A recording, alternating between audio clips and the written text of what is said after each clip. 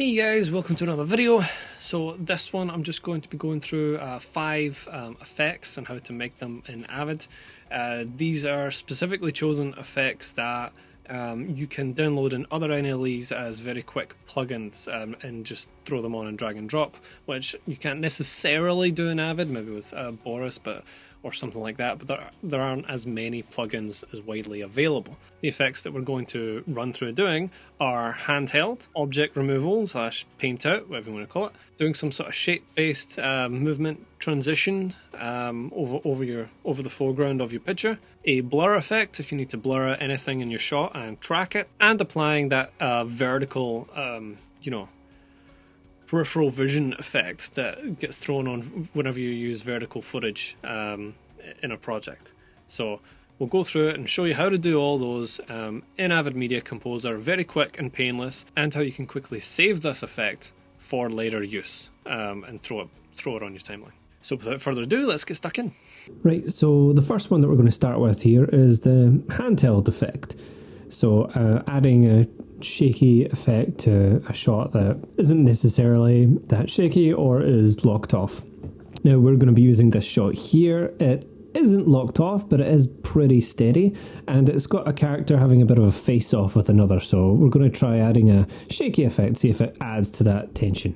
Now by default Avid doesn't have any built-in effects that will allow you to just slap on and do this, but I'll show you my trick and how I'll go about creating the shaky effect.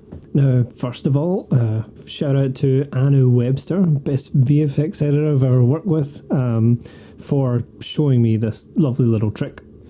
So what you're going to do is apply a stabilize effect to a shot that's already shaky. You know, a shot that already has a natural shake, handheld feeling.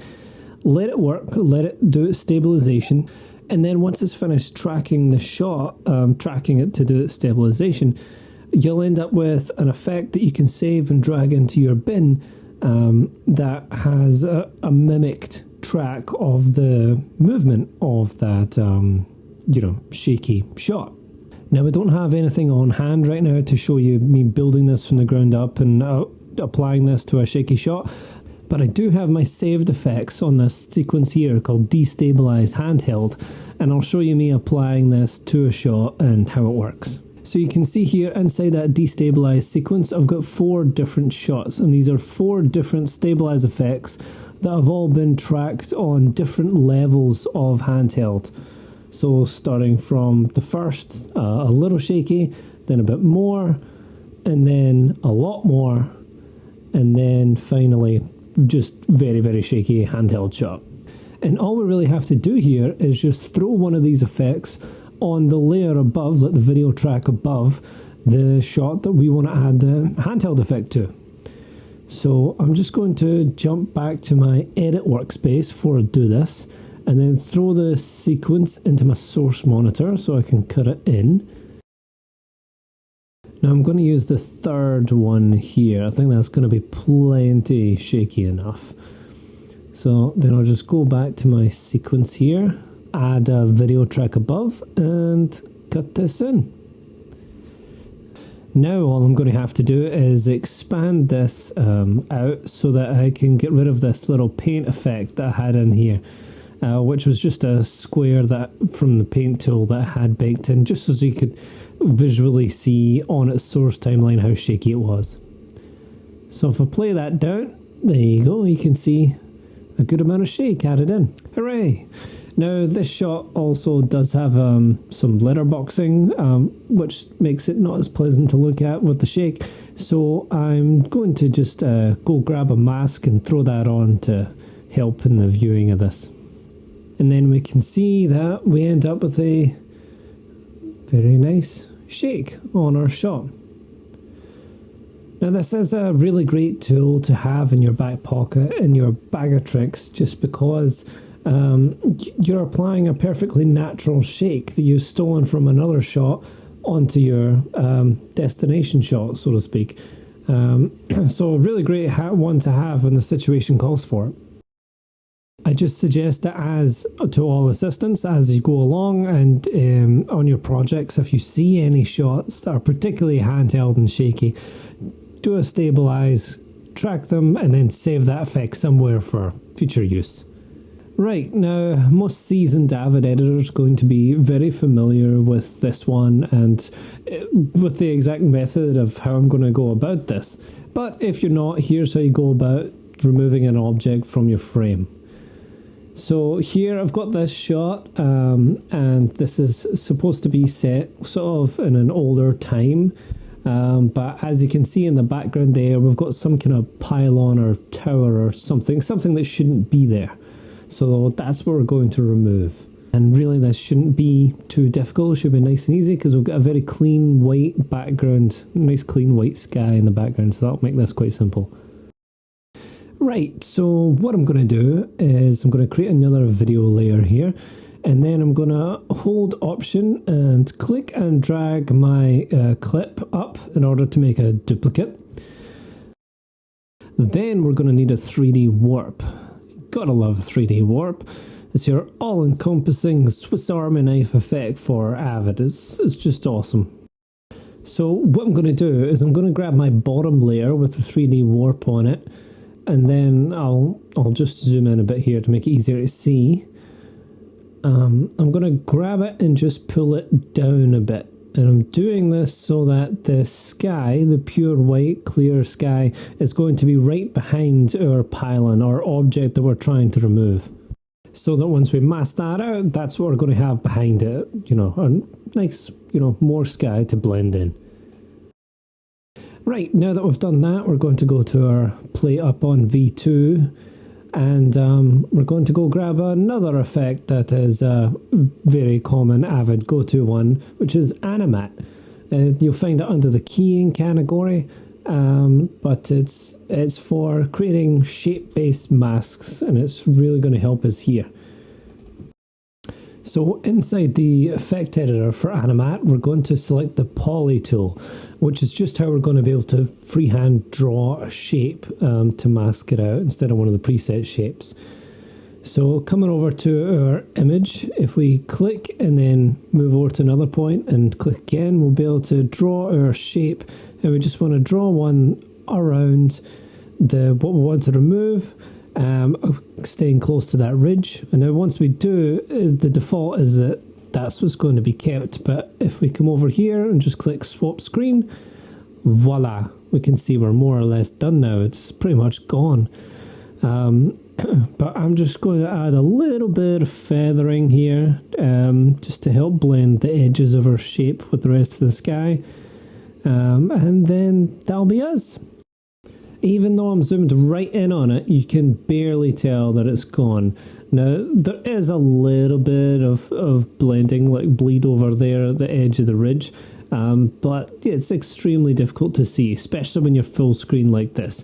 So that will do perfectly well for offline, and some proper VFX guys can touch that up later on. Now, of course, I could refine it a bit further, if you so desired and wanted to do so in Avid, but for the purposes of what I'm going to do here, that is perfectly well, and yeah, that's us done. Again, this is another really great one to have in your back pocket. You can use it for removing booms out of frames, or all kinds of other unwanted stuff. As long as you can find a clean part of the plate for your background, then Bob's your uncle. Right, now this next one is actually part of the reason why I'm doing this video. Someone did ask on a comment on the channel about how they could make transitions, stylized transitions using 3D warp and paint effect and stuff like that. Now, well, Avid does have, built-in transitions, like the ones that you can find up here in your effect palette under transitions, as well as the few handful that you get in quick transition, like fade to color and crossfade, stuff like that. They're not that snazzy or exciting, and not like the ones you can quickly download as plugins for Premiere and Final Cut. Those kind of very colourful, poppy, MTV style ones. But just because there aren't drag and drop presets already there doesn't mean we can't do them. In fact, on one job I was on, the one and only time I did a reality TV series, that was something they had to do. They wanted bright coloured shapes to appear in a pattern and then, move away, revealing the next shot for scene transitions. So jumping between, different parts of the show. So here we'll do a deep dive and I'll show you how I would go about making that in Avid. So I'm going to start by just going to the effect palette in Avid under the image category, and I'm going to grab the paint effect, and that's what I'm going to use to make this effect. But first I'm just going to mark the area where I want it on. So what I'm just going to do is jump on either side of this cut here. I'm just going to go 12 frames before and after. So I've got a 1 second, 24 frame area to make our, transition. And then once I've got that marked, I'm just going to throw two paint effects there, one on top of the other. And this is going to be two shapes that I'm going to make. They're going to come on, two different colored shapes, slide on and then slide out to reveal the next shot. So if we go into the paint effect on the first one here, and we're going to draw our shapes. So it's a lot easier if you have it zoomed out a bit here, so that you can see the outside of the frame, because I'm going to drag this through the corners, and this will just make it a lot easier when using the poly tool to be able to get that line straight through the corners. So as you can see here, I'm just clicking and then dragging it straight through so that my line is more or less drawing a line straight through corner to corner. Then you can just click, make the points, and just draw out the rest of the shape around the outside of the frame. Then I'll just pop over to my Animat and just change the color of my shape. I'll make it a nice Avid purple, because why not? And then we're going to do the same for the other shape. So on the other effect, I'll just draw a shape for the other half, and then I'll just give it a color as well, like pink or something. Right, and now I'm just going to go through and apply my keyframes that I'm going to use to create the effect. I'll apply them all at the outset first and then adjust. So I'm just going to make two additional keyframes on top of the default ones that are there, the head and the tail, and I'll just make them 8 frames in from both the head and the tail. Then from here it's just some very, very simple keyframe adjustments. I'm just going to park on the first frame first, and then grab both my shapes and throw them off screen. So one to the left and one to the right. And then all I have to do is jump over to the final frame, the keyframe at the final frame here, and then do the same thing. Sweet! Now that we have our work completed, we can go full screen and take a look at what it looks like. And there we have it. You've got a shape-based, quick transition, nothing too fancy. But if you wanted to, you could spend more time making more intricate shapes, keyframing them off in different patterns.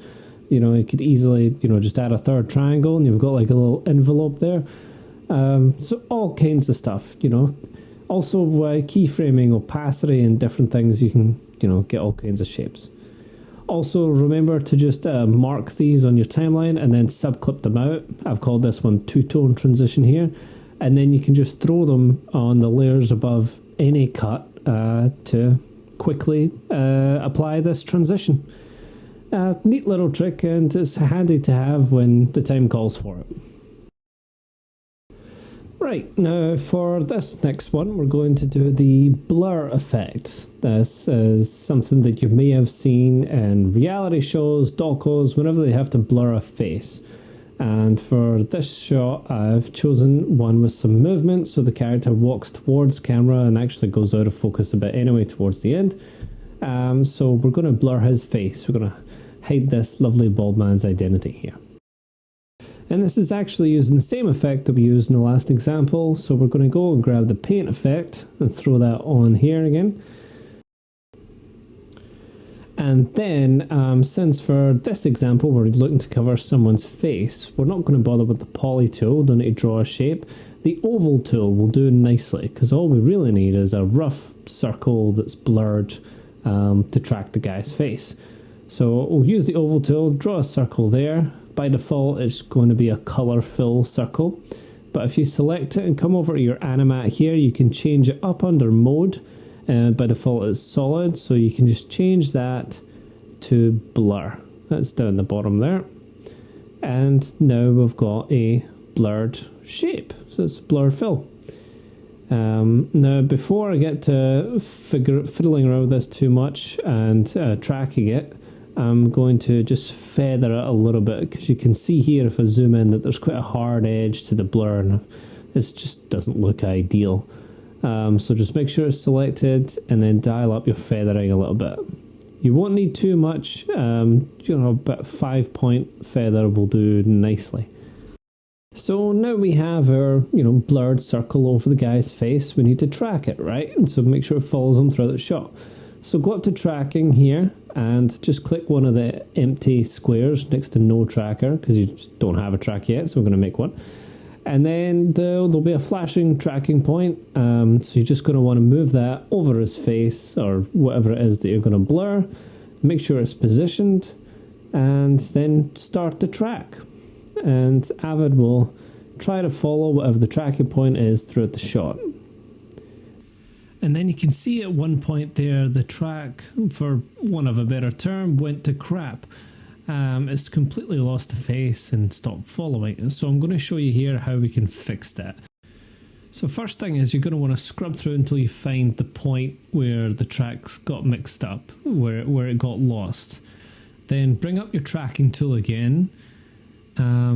And then once you're in the tracking window, you see this little area up here. That's looking at the duration of your track.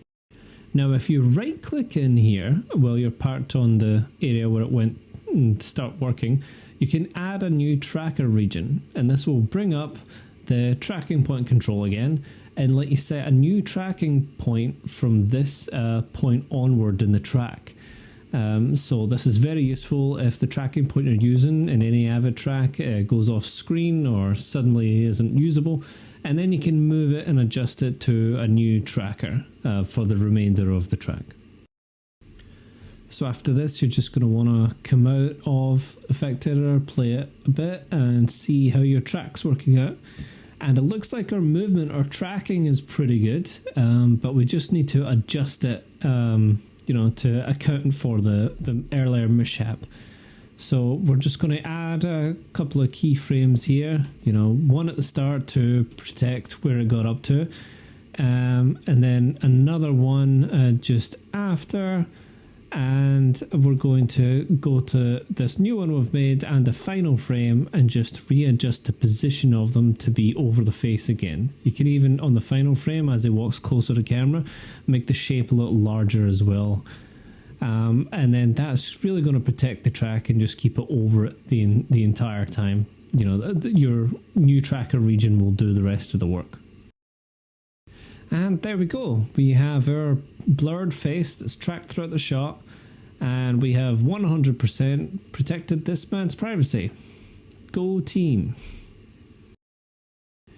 Right, now for our last effect, I'm just going to show you how we can mock up in Avid, that vertical effect that gets applied to vertical footage in news programs and, wherever you really tend to see vertical footage these days.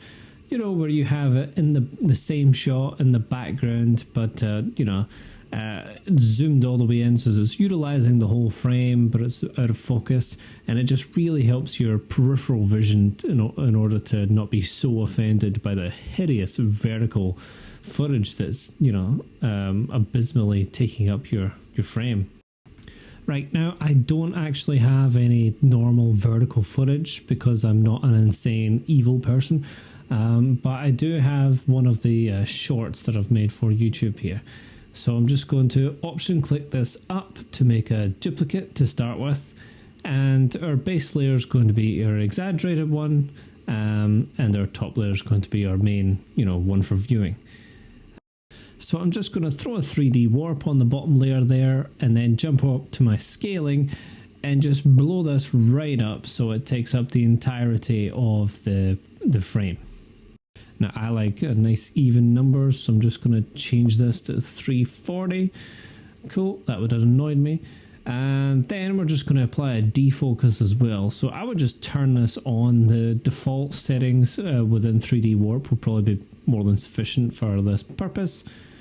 And then we're good for the base layer. But as you'll see when we monitor up here, we can't see it. And that's to do with the frame flex settings, where I've brought this in order to preserve that 9:16 aspect ratio. It's pillar boxing it, and so we need to get rid of those pillar boxes. So we're going to apply another 3D warp to the upper layer, and we're just going to crop left and right to get rid of the pillar boxes. So I just go up to my crop inside the 3D warp, and then it is 315 points, I believe, off of the left and right. So, yeah, it is. So I'm just going to apply that. There we go. And boom, that's us done. We have our vertical effect. Nice and simple. Play it through, and you can apply this, throw this on any vertical footage to make it look a little bit more palatable. And you can save this really simply, but dragging your effects out from the effect editor. I believe I've got these saved in my bin just as vertical 1 and vertical 2, just as for what track, what layer to apply it to. And then it's, they're good to go straight from my effects presets bin whenever I need them. Hey guys, thank you for watching. Really hope you enjoyed the video. If you liked it, if you got something out of it, then, maybe go click on that one or that one. Or any of the other videos on the channel, go check them out. There are other videos, all Avid Media Composer stuff too, So if you're into that kind of thing, which I assume you are if you've made it to the end, so go enjoy.